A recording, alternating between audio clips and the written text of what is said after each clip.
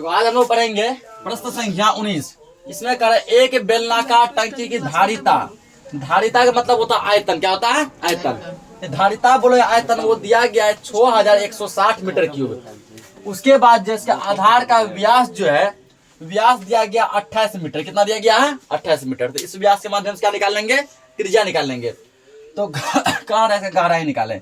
गहराई का मतलब ऊंचाई। गहराई का मतलब क्या हुआ? ऊंचाई, यानी कि एच निकालना है। इसका आयतन दिया गया है, त्रिज्या दिया गया है, तो आयतन और त्रिज्या के हेल्प से क्या निकाल लेंगे? गहराई निकाल लेंगे, क्योंकि यहाँ व्यास दिया, त्रिज्या आ जाएगा। अब कह रहा है कि 2 रुपया 80 पैसे प्रति मीटर स्क्वायर की दर से टंकी के आंतरिक वक्र पृष्ठ को पेंट कराने का खर्च निकालें। टंकी को क्या करना? अंदर से क्या करना है? आंतरिक पृष्ठ मतलब अंदर से क्या करना है? पेंट करना है। और 1 मीटर स्क्वायर का खर्चा पड़ता है 2 रुपया 80 पैसा। तो पूरे टंकी को पेंट कराने का खर्च कितना होगा? 2 क्वेश्चन इसमें है। एक बार गहराई पूछा गया है और एक बार क्या पूछा गया है? कितना खर्चा पड़ेगा, ये पूछा गया है। यहाँ मीटर स्क्वायर दिया है, ठीक ना, और यहाँ मीटर क्यूब दिया है। यानी मीटर स्क्वायर करने का मतलब पहले इसका क्षेत्रफल निकालना होगा ना। तब क्षेत्रफल के माध्यम से जितना क्षेत्रफल होगा उसको इससे गुणा करेंगे तो कीमत आ जाएगा। यहाँ गहराई यानी ऊंचाई निकालना पड़ेगा, एच का मान निकालना पड़ेगा। देखो यहाँ पे तो सबसे पहले हमको त्रिज्या चाहिए ना। तो दिया क्या गया है? यहाँ पे व्यास दिया गया है। तो लिखना आधार का व्यास, बेलना का टंकी के आधार का व्यास, टंकी के आधार का व्यास। व्यास कितना दिया गया है? तो व्यास दिया है हमको 28 मीटर। तो इसको त्रिज्या बदल सकते हैं ना। तो त्रिज्या बराबर हम एक सूत्र जानते हैं, व्यास बटे 2। व्यास को यदि 2 से भाग दे दिया जाए, यानी व्यास को यदि आधा कर दिया जाए, त्रिज्या आ जाएगा। 28 बटे 2 कर दो, 14 बार आएगा। त्रिज्या कितना आ गया? 14 मीटर आ गया। अब हमको आयतन के हेल्प से क्या निकाल लेंगे हम लोग? तो गहराई नहीं, ऊंचाई निकाल लेंगे। चूंकि बेलनाकार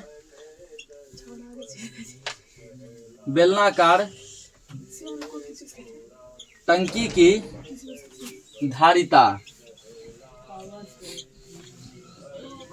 बेलनाकार टंकी की धारिता कितना दिया गया? देखो 6160 मीटर क्यूब दिया। इतना या धारिता मतलब क्या बताया है? ये आयतन है। और आयतन का फॉर्मूला हम लोग क्या जानते हैं? पाई आर स्क्वायर एच, ये जानते हैं ना। बेलनाकार टंकी यानी बेलन है। अब बेलन के आयतन का सूत्र क्या जानते हैं? पाई आर स्क्वायर एच बराबर 6160। या सबका वैल्यू पुट करो। पाई का मान कितना रखेंगे? 22/7। आर दिया है? नहीं, आर तो निकालना है। आर दिया है कितना है? 14 गुना 14 की स्क्वायर है तो 2 बार लिख सकते हैं ना, लिख दिए। और एच निकालना, तो एच बराबर 6160। अब ये कुछ नया बच्चे बच्चा वाला कैलकुलेशन है, ठीक ना। तो 7 से 14 कट रहा है ना। कितना बार में कटेगा? 2 बार में। 7 दूना 14, ठीक। यहाँ गुणा करके कितना आ जाएगा? ये एक काम करो, गुणा मत करो, ठीक ना, डायरेक्ट इसको लिख दो सीधा। 22 दूना 44 गुना 14 गुना एच बराबर 6160। हमको किसका वैल्यू चाहिए? एच का वैल्यू चाहिए। यहाँ लिखेंगे हम लोग, या एच बराबर, ये ऊपर जाएगा 6160 बटे एच के साथ जो भी चीज अटैच है वो नीचे आएगा। क्या अटैच है? 44 गुना 14। देखो इसे कटेगा ये। पहले बड़ा चीज से कटाओ, ठीक ना। जितना बड़ा चीज से कटाएगा उतना छोटा करता है ना, जल्दी कटता है। अगर 2 करके कटाएगा इतना लंबा जाएगा, इतना लंबा आएगा। चेक करो, 11 से कटेगा। 11 5 55 कट रहा है ये, ठीक ना। 11 से कटा इसको, 11 5 55, 6 बचेगा। 6 5 66, 11 छके 66, 0 रख दो।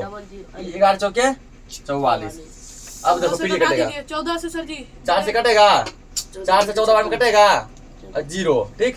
फिर ये कटेगा 14 से, 14 दही 140, ठीक ना। इसीलिए एच का जो मान आ गया वो कितना आ गया? 10 मीटर आया। तो हमको पूछा क्या गया? गहराई नाम से पूछा है ना। क्या लिख देंगे? बेलनाकार टंकी की गहराई बराबर बेलनाकार टंकी की गहराई बराबर, यही ऊंचाई यानी हाइट ही क्या है इसका? गहराई है, ठीक ना।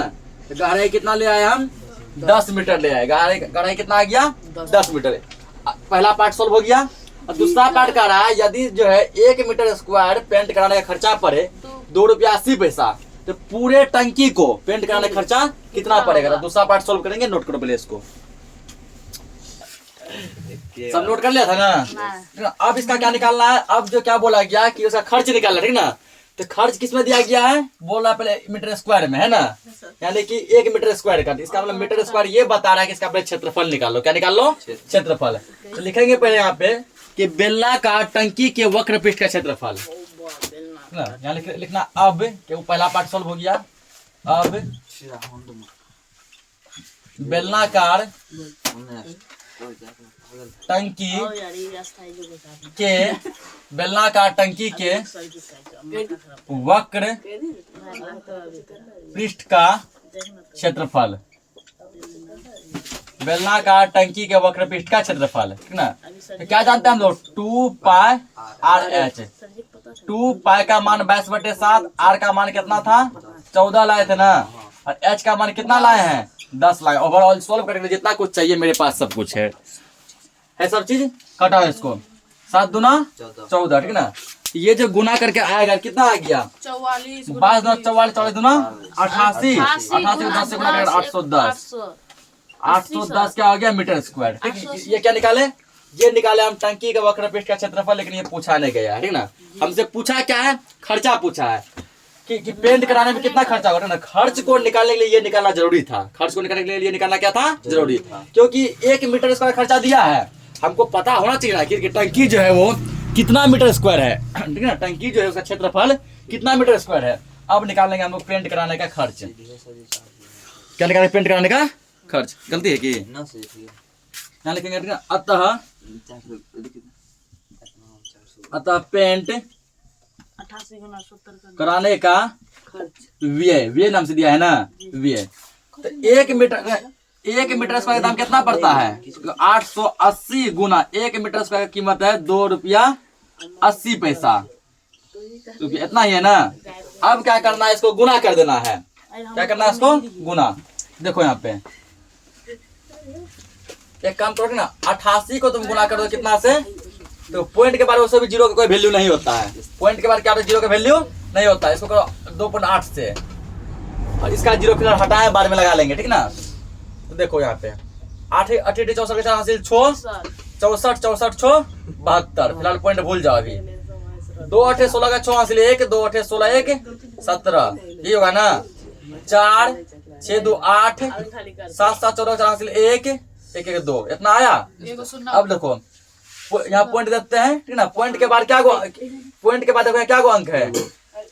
एक काम करो, यहाँ पे 1 0 इसका रख दो, 1 0 इसका रख दो, रख दिए। अब देखो कितने अंक के बाद पॉइंट है? 2 अंक के बाद पॉइंट है ना?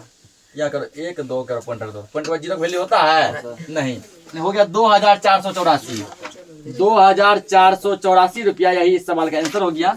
नोट करो इसको सर जी। गुना करने में लोगों के नोट यहाँ पे, ठीक ना? यहाँ गुना करने में मिस्टेक हुआ। 64 का 4 हासिल 6, 8 64 64 6 कितना होगा? 70 होगा। तो 6 और 0 जोड़ेंगे तो कितना आएगा? 6 आएगा। तो यहाँ भी क्या हो जाएगा? यहाँ भी 6 हो जाएगा। अब ठीक है ना सर? नोट करो इसको। अगला क्वेश्चन देखो क्या रहा है?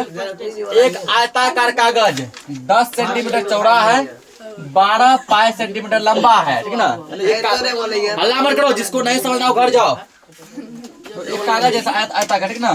एक कागज है जो क्या है 10 सेंटीमीटर चौड़ा है, उसके बाद 12 पाई सेंटीमीटर क्या है? लंबा है। इस कागज को क्या कर दिया गया? इस कागज को मोड़ दिया गया, ठीक ना? कागज क्या कर दिया गया?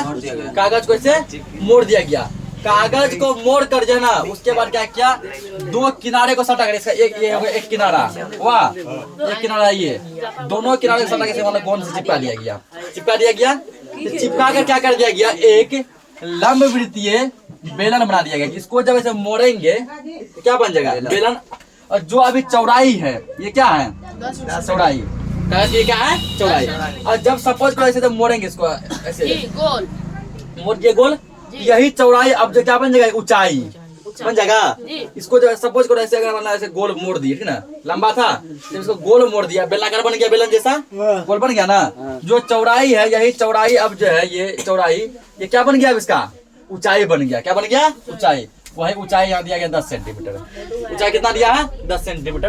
तो कह रहा है इसका त्रिज्या निकालो अब, ठीक ना।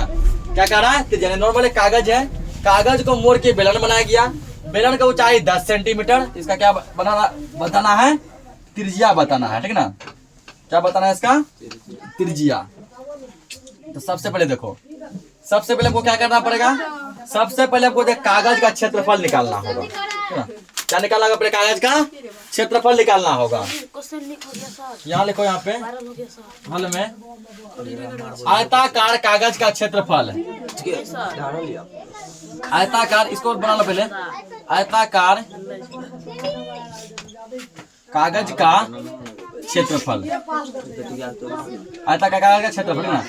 तो बताओ, आयताकार कागज बनाओ, आयत मानो। आयत का क्षेत्रफल क्या होता है? लंबाई गुना चौड़ाई। क्या होता है इसका फॉर्मूला? लंबाई गुना चौड़ाई। ये होता है ना, लंबाई गुना चौड़ाई।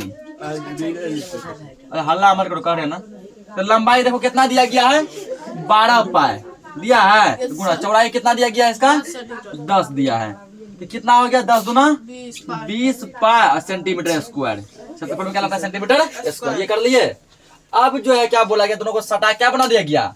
बेलन बना दिया गया। बना दिया गया ना। तो बेलन का जो है पहले निकाल लो। अब क्या? वक्र पृष्ठ का क्षेत्रफल। क्या निकालेंगे? बेलन के वक्र पृष्ठ का क्षेत्रफल। इतना निकाल लिया। उसके बाद जो है लिख दो यहाँ पे, दो किनारे सटा के इतना ऊंचाई के लंबवृत्तीय बेलन बनाया गया।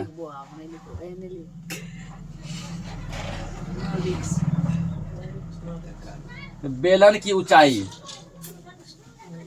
बेलन की ऊंचाई, ऊंचाई जिसका दिया हाइट h, वो कितना दिया गया है? ऊंचाई दिया गया इसका 10 सेंटीमीटर। कितना दिया गया है? 10 सेंटीमीटर, ठीक ना। इसका क्या निकाला? बेलन के वक्र पृष्ठ का क्षेत्रफल। बेलन के वक्र पृष्ठ का क्षेत्रफल। बेलन के वक्र पृष्ठ का क्षेत्रफल। अब बता, बेलन का जो वक्र पृष्ठ का क्षेत्रफल होगा वो कितना होगा? वो क्षेत्रफल उतना ही होगा जितना कि कागज का क्षेत्रफल है। कितना होगा?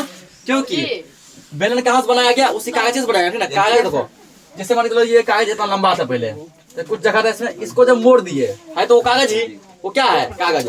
तो जब लंबाई में कागज का क्षेत्रफल इतना आता है तो बेलन का क्षेत्रफल उतना ही होगा जितना किसका क्षेत्रफल है? कागज का, ठीक ना। तो कागज का क्षेत्रफल है 20 पाई सेंटीमीटर स्क्वायर। तो बेलन का क्षेत्रफल भी यहाँ पे होगा, वो कितना होगा? 20 पाई सेंटीमीटर स्क्वायर, ये होगा। अब बताओ हमको क्या निकालना? त्रिज्या निकालना है ना। तो बेलन का हम लोग फॉर्मूला जानते हैं। क्या जानते हैं? क्षेत्रफल का 2 पाई आर एच बराबर 20 पाई, ठीक ना। तो 2 गुना पाई रहने दो अभी, ठीक, गुना आर निकालना है। आर गुना एच कितना दिया गया है? 10 दिया है, बराबर कितना होगा? 20 पाई। बराबर कितना हो गया? 20 पाई। यही हुआ ना। देखो यहाँ पे कितना पाई था? 12 पाई। आप लोग मिस्टेक से कितना पाई लिख दिए हैं? 2 पाई। कितना हो गया? 12 दूना 24 होगा ना। 12 दूना 24, 0 240 पाई होगा। यहाँ पर भी कितना आ जाएगा? 240 पाई सेंटीमीटर स्क्वायर। यहाँ भी कर दो 40 पाई सेंटीमीटर स्क्वायर। 240 पाई, ठीक ना। यहाँ भी कितना होगा? 240 पाई हुआ। अब देखो कौन कौन कट रहा है? जो सब कटा उसको पाई से पाई कट गया। उसके बाद 0 0 भी क्या हो गया? कट गया ना। पाई से सजी पाई। तो पाई से पाई कट गया। उसके बाद जो है सजी 24 से ही कटेगा ना। आंसर इसका कितना दे रहा है? 6 है कि 12 है? आई सजी है लोगों के बेटे। आई यहाँ देखो 12 दे 120, ठीक ना। दिमाग या पागल हो गया ऐसे में, छोटा मोटा गुना या फंसा रहा है। 12 दे कितना होगा? 120 पाई होगा। यहाँ भी कितना होगा? 120 होगा। 120 होगा। यहाँ कितना? 120 हुआ। 120 में देखो यहाँ पे 0 कट गया ना। अब हम लोग यहाँ करेंगे क्या बचा? 2r बराबर 12 बचा आर बराबर 12 या आर बराबर, इसको डायरेक्टली भी काट सकते हैं हम, दूसरा का 12 काट सकते हैं ना, जी बटे सर, कर दो यस सर। 12/2 2 चाके 12, इसीलिए आर बराबर कितना आ गया 6। यूनिट में क्या चल रहा है सेंटीमीटर, ठीक ना, कितना आ गया 6 सेंटीमीटर। यानी तो अतः बेलन बेलन के हुआ की अतः बेलन की त्रिज्या बराबर 6 सेंटीमीटर। तो समझ गया ना, पहले क्या किया, आयता का कागज का लंबाई चौड़ाई दिया था, जी सर। उसके हेल्प से क्या निकाल दिए, क्षेत्रफल निकाल दिए। बेलन का ऊंचाई 10 दिया था, 10 लिख दिए, ठीक है। और बेलन का क्षेत्रफल उतना ही होगा जितना कि कागज का क्षेत्रफल है, क्योंकि उसी कागज को मोड़कर बनाया गया है ना। जी तो सर। क्षेत्रफल रख दिए, क्षेत्रफल का फॉर्मूला जानते हैं 2πr/h, सबका वैल्यू पुट किया, r नहीं था, ठीक ना। सोल्व करके हम r का मान निकाल दिए जो क्या है 6 सेंटीमीटर। इसको नोट करो, आज के लिए इस क्लास को इतना ही रखते हैं। स्टडी प्लाजा का